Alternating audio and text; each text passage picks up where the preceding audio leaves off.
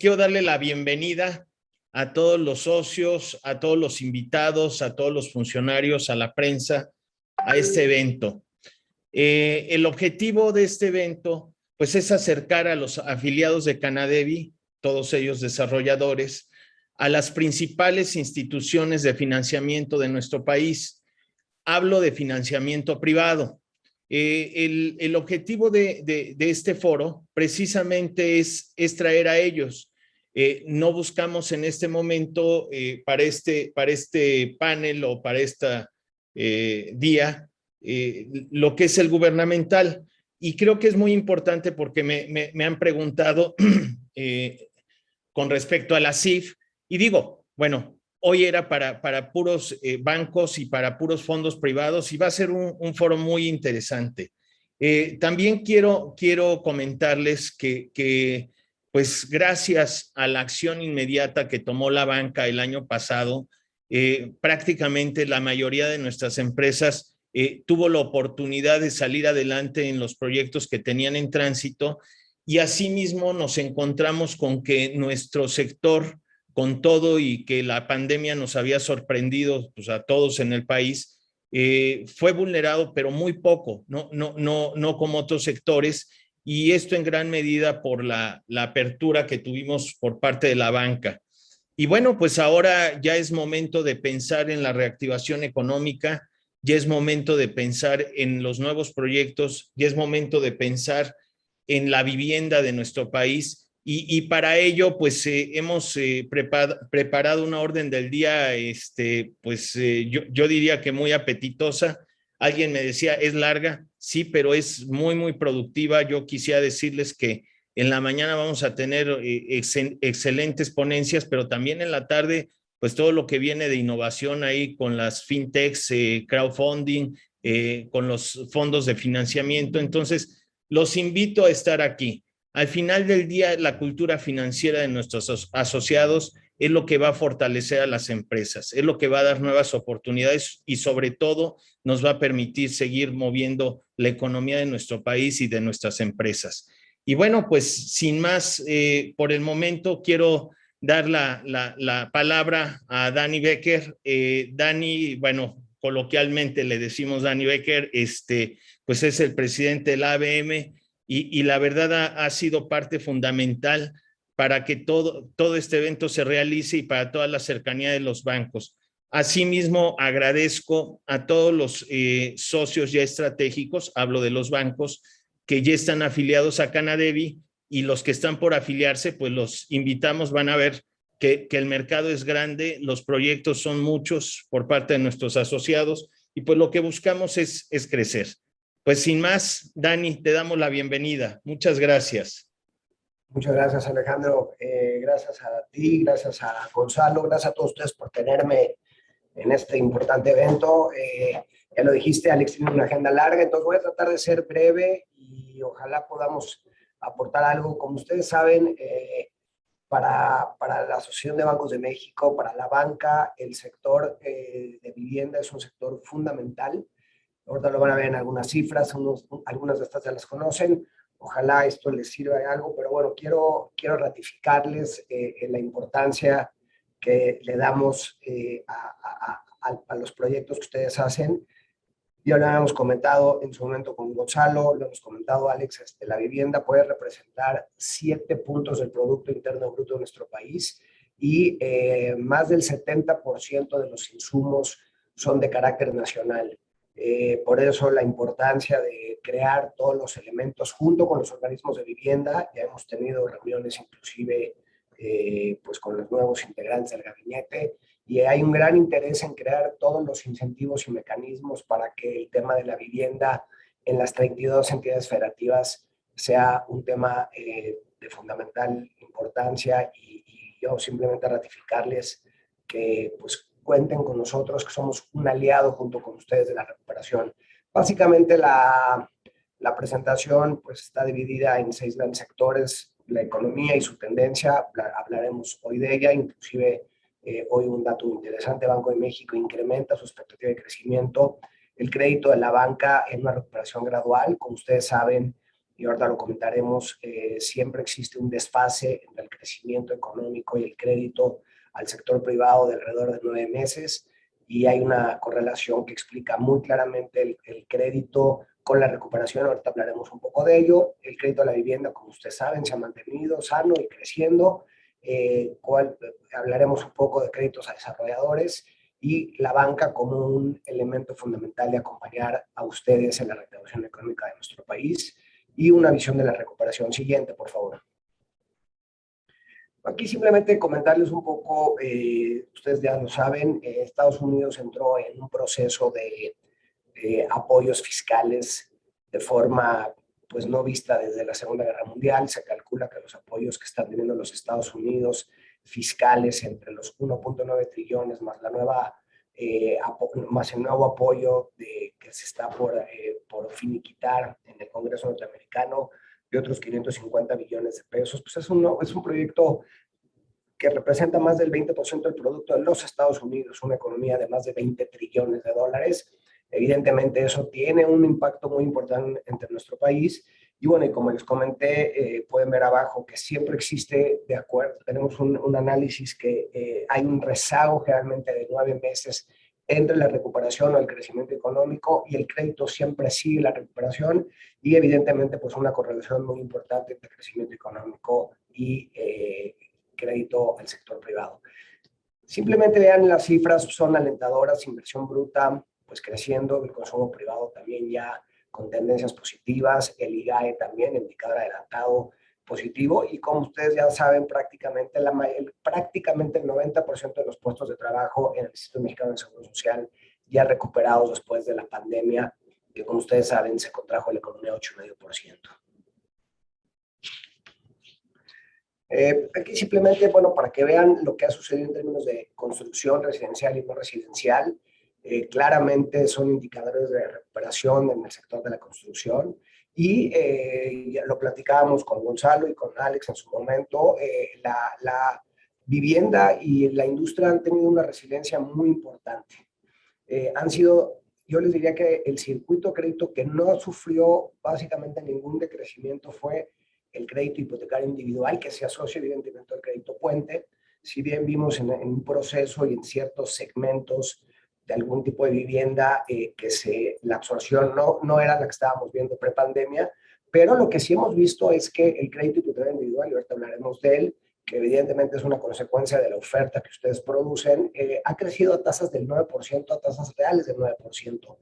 Y creo que eso se explica básicamente a que todavía hoy los mexicanos tienen posibilidad de encontrar un crédito hipotecario a un dígito aún, y que además el crédito hipotecario es un proyecto de futuro. Entonces me parece que aquí esto explica varios de los elementos que los mexicanos ven y que creo que siguen viendo, porque es un sector que sigue creciendo. Siguiente, por favor. En la medida en la que la actividad se recupere, bueno, también lo harán todos los segmentos de crédito, como ya lo comentamos, evidentemente hay un rezago, pero vean lo que es la vivienda. La vivienda prácticamente ha mantenido su crecimiento de 9%. Esto explica, es el único circuito del sector bancario que no sufrió en realidad una caída profunda. Y creo que, bueno, nos debemos de sentir en el sentido orgullosos. Creo que puede ser una palanca hacia adelante y es un elemento que no debemos de perder de vista. El saldo, como ustedes ven, el saldo ha crecido junio 9%, que es lo que habíamos explicado. Y simplemente para que vean lo resiliente Alejandro hizo me parece un comentario muy atinado.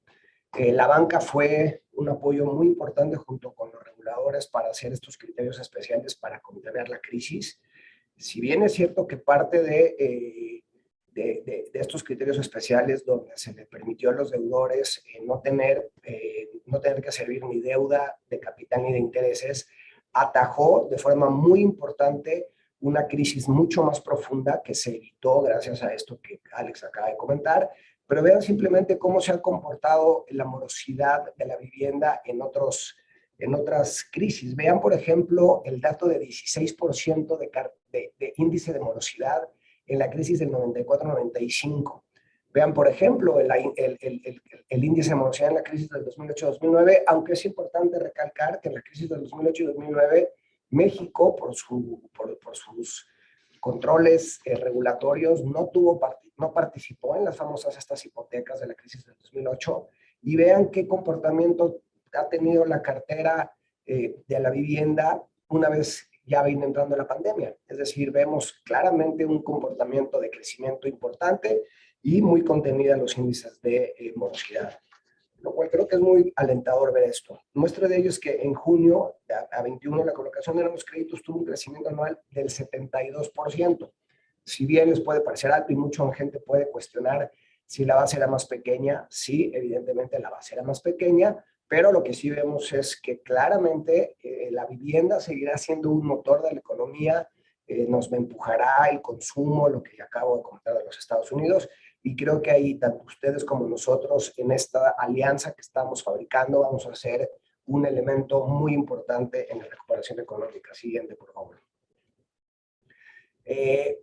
A junio la colocación de nuevos créditos tuvo un crecimiento de 47%, sumando 12 millones de créditos, es decir, sí se ve claramente que hay una dinámica importante. Creo que es importante intentar no perder el ritmo, seguir y continuando con estas charlas para que la vivienda junto con otros sectores nos ayuden a superar. Por cierto, el dato que hoy dio el Banco de México de crecimiento económico es de 6.2.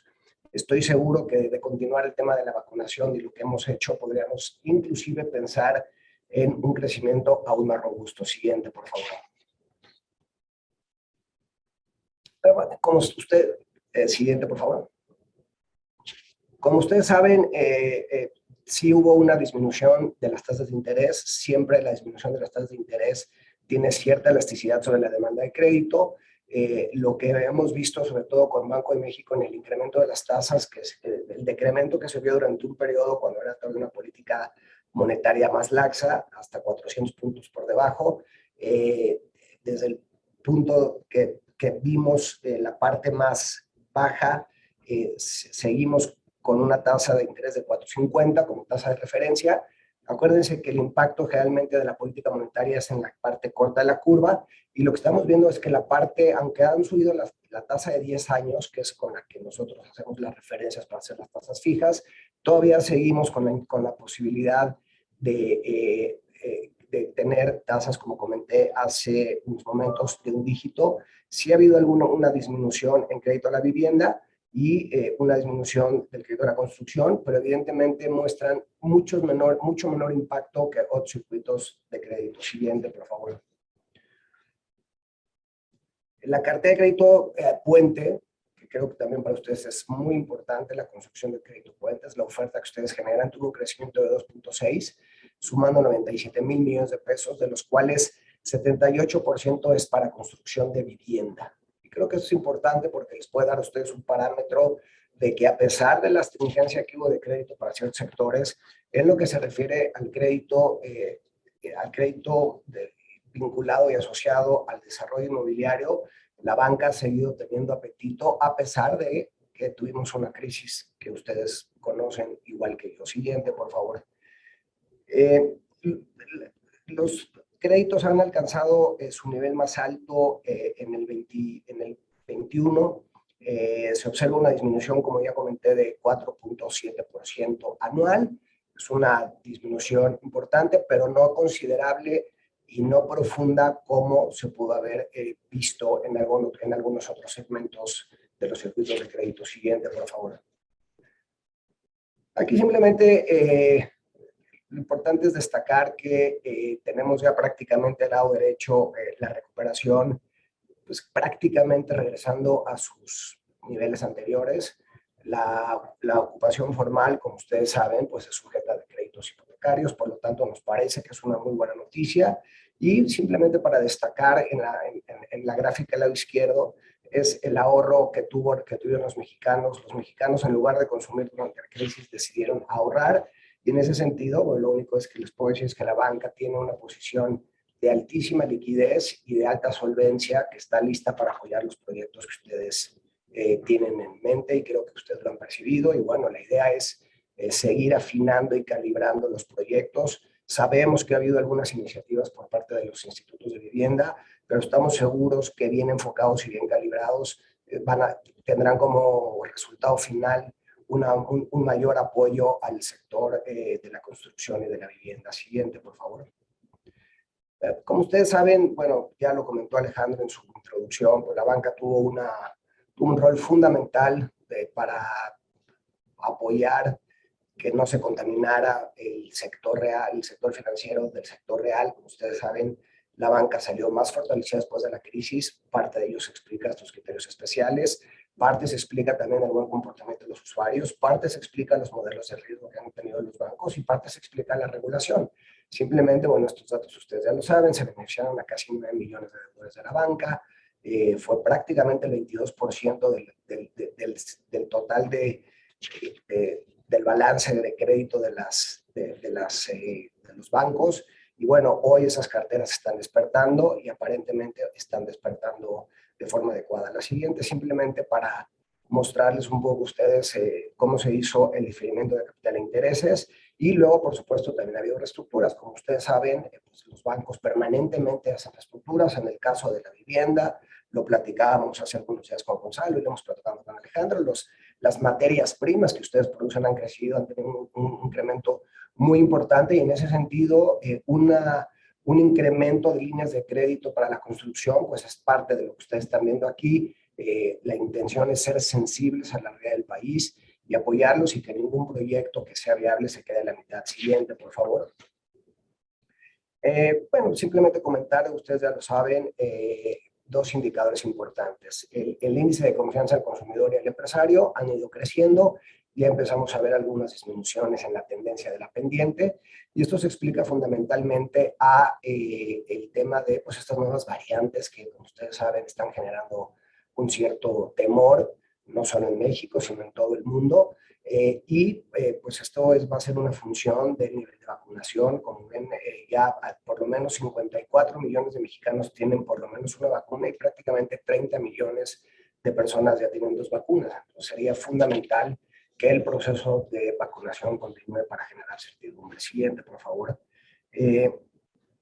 Hay mucho por hacer, más del 42% de la población ya tiene al menos una vacuna y el 22% ya tiene esquema completo. México se compara bastante bien con otros países, pero bueno, evidentemente es un desafío y yo creo que todos esperamos que próximamente la mayoría de la gente esté vacunada y eso va a generar mayores niveles de certidumbre y confianza.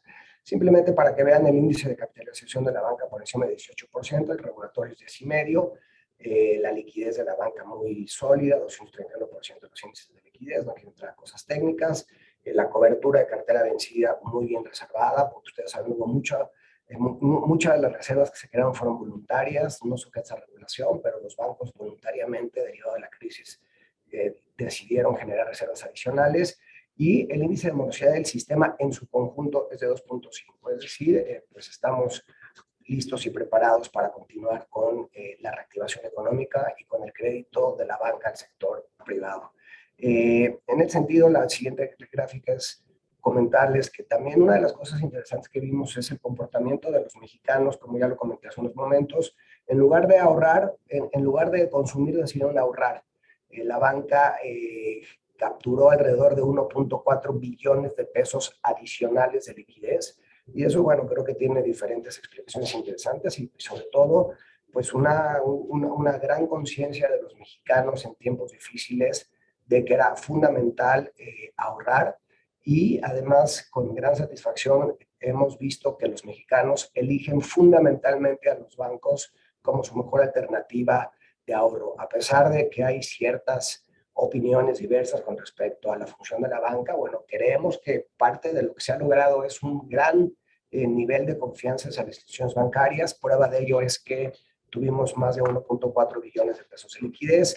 La intención, Alex, como lo comentabas hace unos momentos, Gonzalo, es que bueno, esa liquidez se pueda canalizar en parte a sus proyectos.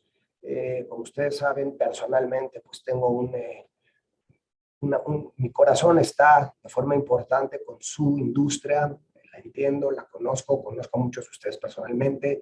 sé el esfuerzo que hacen y además sé la importancia que es el elemento de crédito para sus proyectos.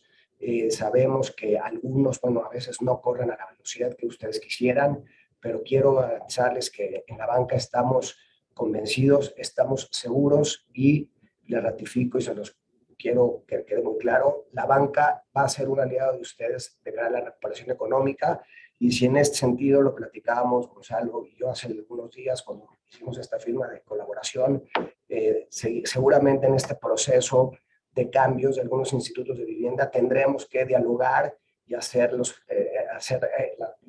calibramientos adecuados para que los proyectos se puedan financiar en tiempo y forma y de esta forma, además de ser unos aliados estratégicos de ustedes, ser un elemento fundamental de cara a la recuperación económica que permea cada vez a mayor cantidad de mexicanos.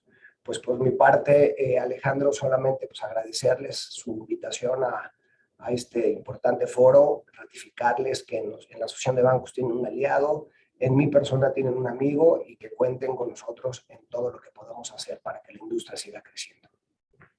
Pues muchas gracias, Dani. La verdad, muy interesante todos los datos que nos proporcionas. Y bueno, tenemos varias preguntas. Le pediría yo a Mónica que nos haga favor de coordinarlas, por favor.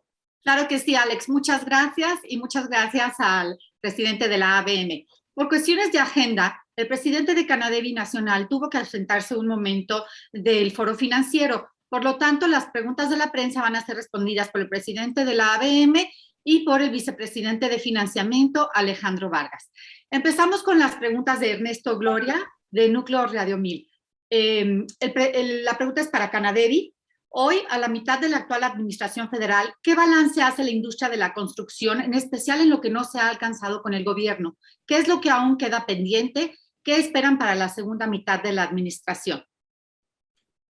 Muy buena pregunta. Mira, yo lo dividiría en que en la primera etapa a todos nos sorprendió la pandemia. Traíamos un crecimiento, pues yo diría moderado a sostenido. Y bueno, ese crecimiento de repente se vio truncado en marzo del año pasado, cuando de un día para otro nos tuvimos que encerrar. Y bueno, pues la industria fue muy, muy resiliente. Contrario a lo que nos imaginábamos, los números no se nos fueron para abajo. No puedo hablar también de que haya habido un dinamismo, pero la industria no se cayó. Recordemos que pues también parte del efecto de la pandemia era el eslogan de quédate en casa y pues para quedarte en casa se necesitaba tener casa. Y también tenemos una cuota de edad grande. Entonces, bueno, eso sirvió para que el 2020 se mantuviera. Sin embargo, pues ahora en el 2021 enfrentamos nuevos retos. Creo que la parte que ha quedado rezagada es la producción de vivienda económica, la vivienda que llamamos social. Desafortunadamente, pues no se han encontrado mayores estímulos para la producción de esta vivienda.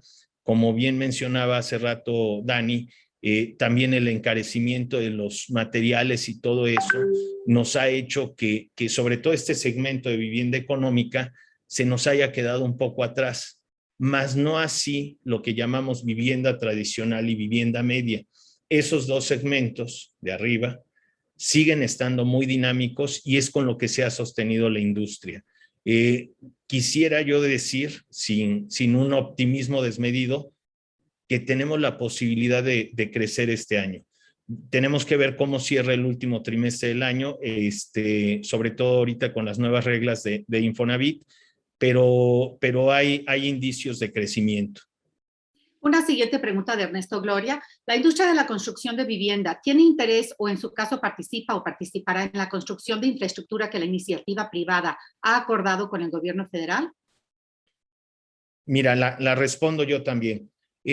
Tú sabes que cuando nosotros hacemos un desarrollo, por pequeño que sea, va una infraestructura intrínseca en lo que son los fundamentales del desarrollo. Entonces, yo no quisiera decir que como industria, la Canadevi tenga un programa abierto para la participación en la infraestructura.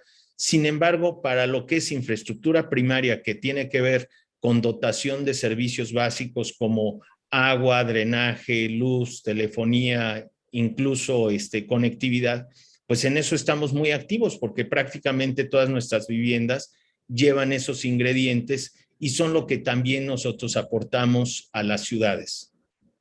Y una pregunta también de Ernesto Gloria de Núcleo Reado NRM, para Daniel Becker. ¿Cuánto es el estimado de crédito que otorgarán este año a desarrolladores de vivienda y cuánto otorgarán hacia 2022 y 2023, que es el año en que los banqueros prevén la recuperación de la economía? Bueno, en realidad no tenemos ese dato de forma granular exactamente en el sector de crédito, simplemente que tendencialmente lo que sí podemos ver es que en términos de crédito hipotecario individual seguirá creciendo a tasas no menores al 9%. La recuperación de los créditos a desarrolladores, como bien ya se comentó anteriormente, sufrió también un reordenamiento de licencias y permisos, sobre todo en las urbes más importantes, particularmente la Ciudad de México, a una vez que estemos viendo cómo se recupera primero el stock de crédito puente y luego que tengamos un poco de visibilidad de estos permisos que ya se han ido empezando a desahogar, tendremos mayor visibilidad, pero lo que sí estamos prácticamente seguros es que de continuar esta recuperación económica, estos datos de crecimiento que también hoy anuncia Banxico, de más de 6% de recuperación de la economía, es muy probable que para el último trimestre todos los sectores de crédito estén en saldos prepandemia.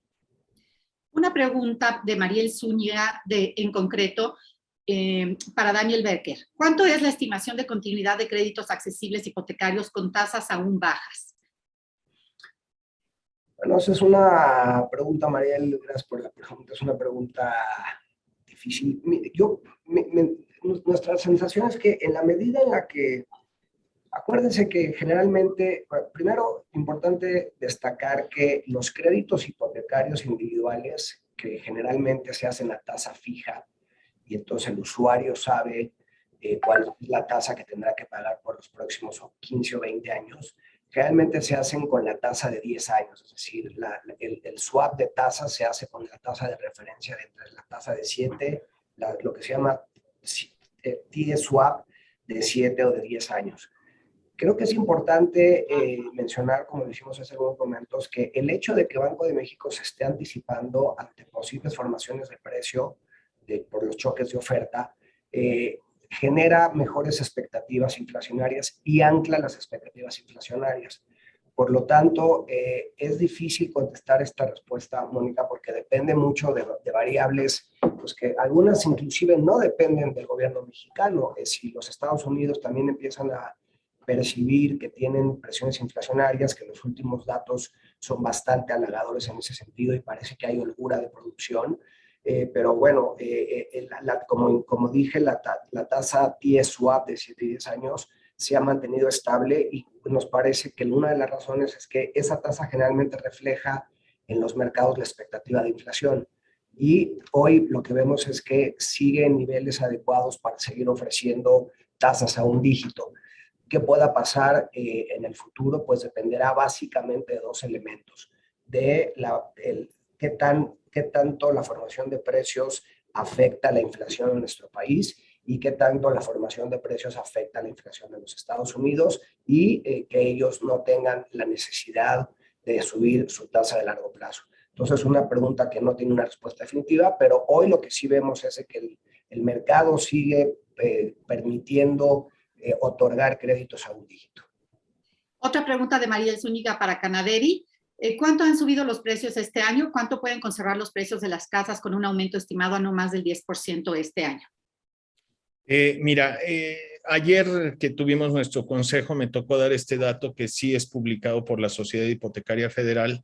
Llevamos un impacto de aproximadamente el 7%, es pasadito, 7.1% es el impacto inflacionario en los componentes de la vivienda que ha repercutido en los precios finales, Mónica.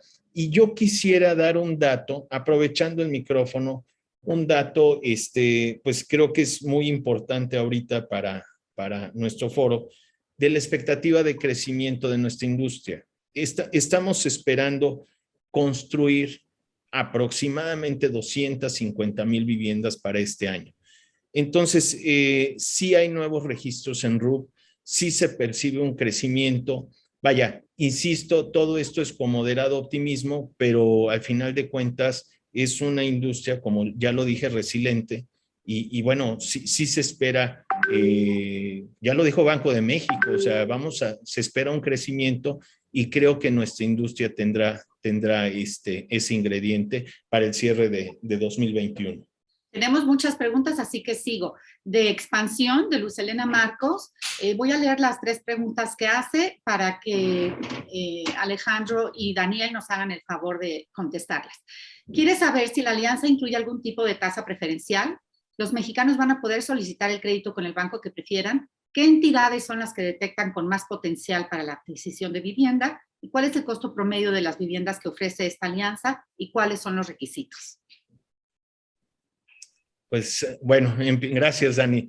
Mira, yo creo que hoy por hoy, hablando de las instituciones gubernamentales, la que más coloca hipotecas es Infonavit, ¿sí? Sin embargo, pues la parte que complementa el Infonavit, bueno, también Foviste en segundo lugar, en instituciones gubernamentales, pero viene en tercer lugar y grado la banca comercial. Vemos, como ya lo decía hace un momento, muy dinámico el financiamiento tanto a proyectos como a créditos individuales de vivienda de 750,000 hasta 2,5 millones, ¿sí? Es a donde vemos los segmentos muy dinámicos. A donde vemos una contracción e incluso vamos a decir, un mercado muy lento, es en lo que es la vivienda residencial y residencial plus. No quiere decir que no haya demanda, aclaro, sino simplemente la manera en la que creció este segmento, pues ahorita no está sucediendo así. Para ir respondiendo. Gracias, Ale. Rápidamente, la alianza no establece tasas. La intención de la banca es, a partir de la competencia, generar las mejores condiciones, tanto para los desarrolladores como para el usuario final, para las hipotecas, pero la alianza no incorpora tasas máximas ni a los desarrolladores ni a los usuarios finales. Los mexicanos evidentemente van a poder acceder a todos los créditos bancarios. ¿Qué bancos participan? Luz Helena, bueno, hay alrededor de 10 bancos que participan en crédito puente y otros tantos en crédito individual. Ahí sí yo luego les pediría, yo no tengo, no es menester mío como presidente de la Asociación de Bancos de México hacerle promoción a ninguna institución, pero hay alrededor de 10 o 15 bancos que participan en esta industria. Muchas gracias. A los compañeros de la prensa, las preguntas que veo que ya se contestaron no las menciono para darle oportunidad a todos los compañeros. De Andrea Montoya, una pregunta para Daniel Becker. Si bien los números son muy buenos, los tiempos de autorización de los créditos han aumentado considerablemente, argumentando poco personal en sus áreas de análisis. ¿Qué están haciendo los bancos para disminuir los tiempos del proceso de autorización? Bueno, en realidad yo no tengo registro de que los tiempos hayan disminuido. Lo que sí puede ser, Andrea, es que a partir de esta nueva dinámica, primero hay que entender que muchos bancos estamos trabajando con el 50% de nuestra capacidad instalada. Segundo, que nos estamos adecuando todos a este mundo digital. Y tercero, ¿no?, que nos agarró por sorpresa y hemos tenido que encontrar los mecanismos para tener lo que se llama el time to market, estar a tiempo en mercado. Como tú sabes, Andrea, si los proyectos hipotecarios no están en tiempo y forma, ya lo dijo Alejandro con anticipación, hay un tema inflacionario de materias primas. Entonces es muy importante que la gente tenga time to market. Nosotros no tenemos registro y no podemos medir, Andrea, cuáles son los tiempos de cada una de las instituciones. Lo que sí te puedo decir es que hay competencia. Yo creo que Alejandro nos podría validar y todos los miembros de la Canadevi nos los pueden validar. Hay una competencia importante tanto para crédito puente como para crédito individual, y creo que eso genera elementos de responder de forma rápida y eficiente para los proyectos de desarrollo inmobiliario, tanto de hipotecas como de créditos puente. Yo añadiría algo, Dani, y lo digo con mucho orgullo porque hemos sabido salir adelante de la crisis y el crédito está abierto. Entonces, el mensaje que debemos de dejar a los desarrolladores, que pues las empresas sanas, las empresas que busquen una perspectiva de crecimiento, de inversión nueva, sí tienen oportunidad para financiamiento de sus proyectos. Y asimismo, para la venta individual de las viviendas que ellos hagan, pues también hay una magnífica opción. Hemos tenido alianzas formidables entre Foviste y algunos bancos. Lo menciono, inició en Foviste para Todos, HSBC, fue muy dinámico. Actualmente mismo HSBC tiene una alianza con Banco Inmobiliario Mexicano para maquilar créditos individuales y recién se incorporó de manera muy dinámica Scotiabank, ¿no? Entonces, no solo las instituciones gubernamentales están trabajando solas. En Infonavit, pues los cofinanciamientos también es un segmento muy dinámico para lo que es vivienda media y vivienda media alta. Entonces, creo que tenemos un sector que, a pesar de los pesares, trae muy buena perspectiva de desarrollo. Muchas gracias. Otra pregunta. Con este convenio, ¿qué cambia respecto de la relación que mantenía Canadevi con los bancos y con la ABM? A ver, mira, yo cómo lo veo. Creo que ya traíamos un romance implícito y con todo esto se confirma. O sea, ambos nos necesitamos, ambos somos complementarios. Para el desarrollo de nuestros proyectos, como ya lo dije, es necesario el financiamiento y también para la venta de los mismos. Entonces, este convenio lo que busca es que los asociados de Canadevi tengan más y mejores alternativas. Dani ya lo mencionó, la competencia hace la diferencia, ¿no? Y ahora que estamos viendo, yo no diría un choque en las tasas, sino una corrección en las tasas por temas inflacionarios, pues esto no ha repercutido de manera directa en los créditos individuales, lo cual nos permite seguir comercializando nuestros productos. Dani, lo demás lo dices tú, ¿no? Yo creo que, bueno, este tipo de alianzas, lo bien Alejandro lo comentaste, siempre ha existido una relación muy intensa entre la banca y los desarrolladores. Somos mutuamente dependientes el uno del otro.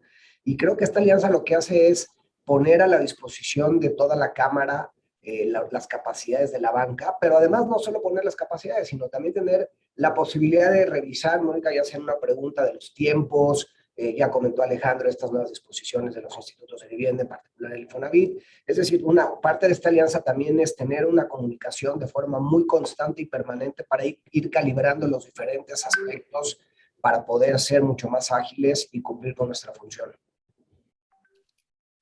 Muchas gracias. Tenemos una pregunta de Mario Mendoza de Publímetro. ¿Cuánto han aumentado los materiales de construcción y cuáles fueron los que más se han encarecido? La expectativa de 250,000 viviendas, ¿representan una alza o una baja respecto al 2020 y 2019? ¿Cuántas viviendas demandan cada año los mexicanos? Y de estas, ¿cuántos son de autoconstrucción? Bien, bueno, es una pregunta grande. El impacto de los materiales, tuvimos una burbuja muy fuerte en el caso específico de los aceros. Yo podría decir que son los materiales que más subieron. Sin embargo, empezamos a apreciar ya una estabilidad de precios e incluso alguna disminución. Hablo específicamente del acero. Hay otros, o sea, en el acero llegamos a tener incrementos hasta de más del 40% de lo que teníamos contra 2020, ¿sí?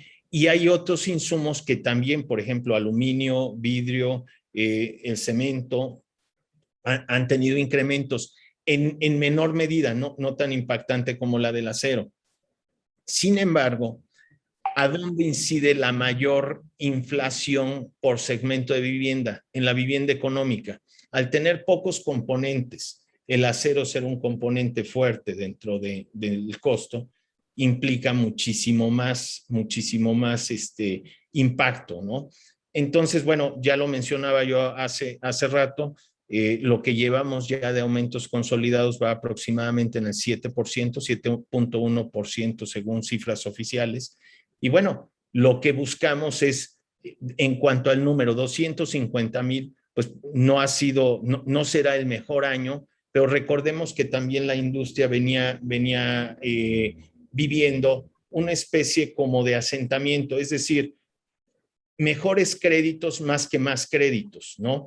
Y la cuota que desafortunadamente sí no se está atendiendo, como ya lo dije, es la cuota de la vivienda económica. O sea, desafortunadamente ahí quizás es a donde nos esté haciendo falta más trabajo entre instituciones públicas y privadas, dígase bancos y dígase desarrolladores, pues para producir más vivienda económica. Es a donde sí percibimos un rezago fuerte.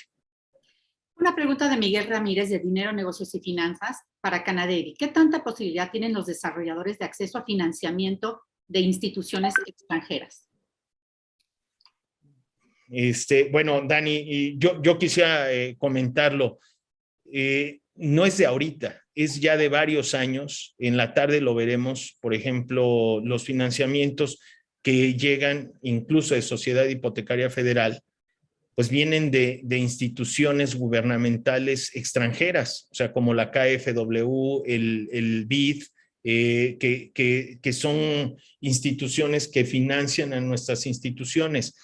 Hay empresas muy dinámicas, sobre todo empresas grandes dentro de Canadevi, socios de Canadevi, que están muy metidos en el tema de los bonos verdes, y los bonos verdes siempre traen un componente de dinero del extranjero.